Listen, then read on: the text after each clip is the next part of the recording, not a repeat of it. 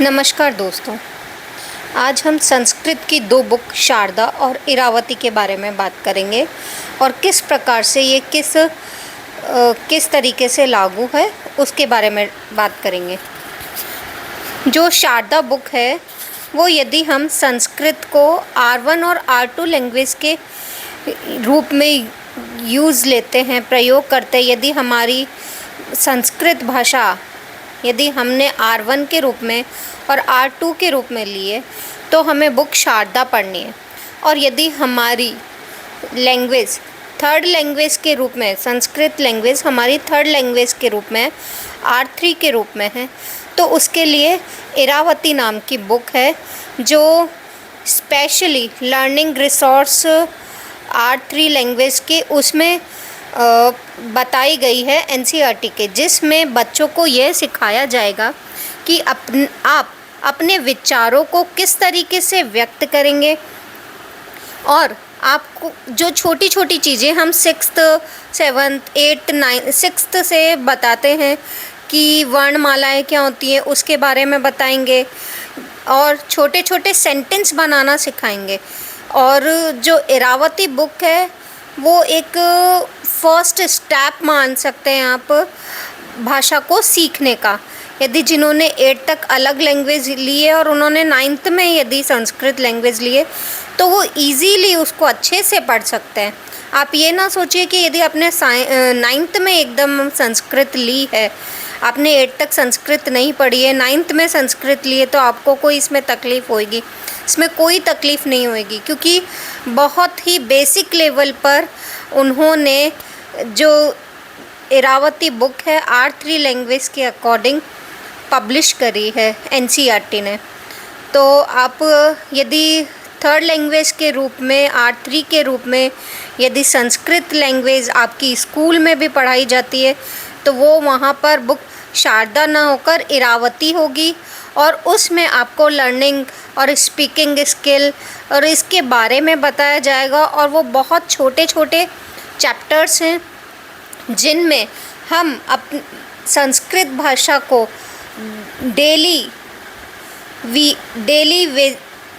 कैसे प्रयोग कर सकते हैं संस्कृत भाषा का।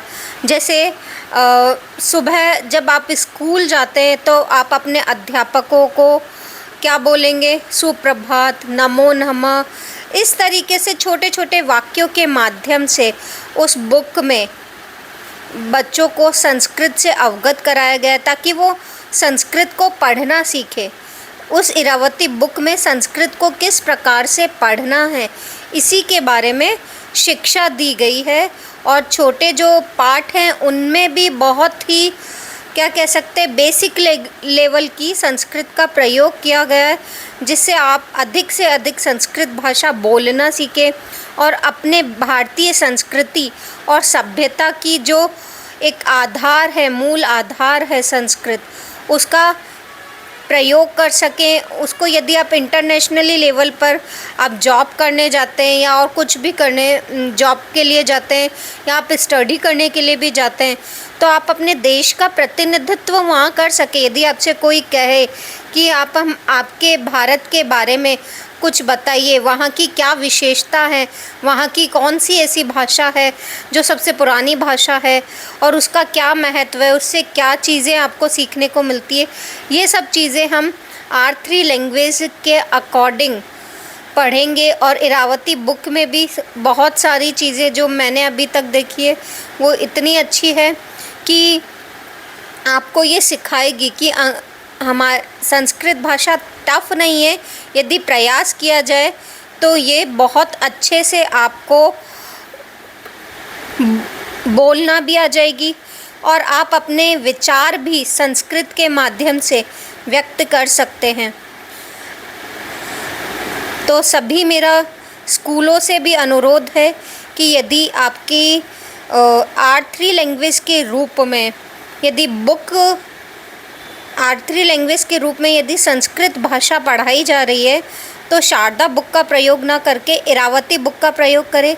लेकिन NCERT की वेबसाइट पर तो इरावती बुक की PDF उपलब्ध है, लेकिन मार्केट में अभी भी मैं बुक सेलर्स के पास जैसे यहाँ गई तो उन्होंने कहा मैम इरावती कौन सी बुक है, तो मतलब अभी तक बुक सेलर्स के पास वो इरावती बुक के बारे में कोई इन्फॉर्मेशन नहीं है, लेकिन इसके रिगार्डिंग एनसीईआरटी की वेबसाइट पे सारा स्टडी मटेरियल उपलब्ध है।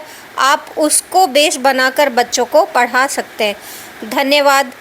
आगे की और जानकारी यदि आगे कुछ और होता है तो उसकी जानकारी हम अपने चैनल के माध्यम से प्रसारित करते रहेंगे। धन्यवाद।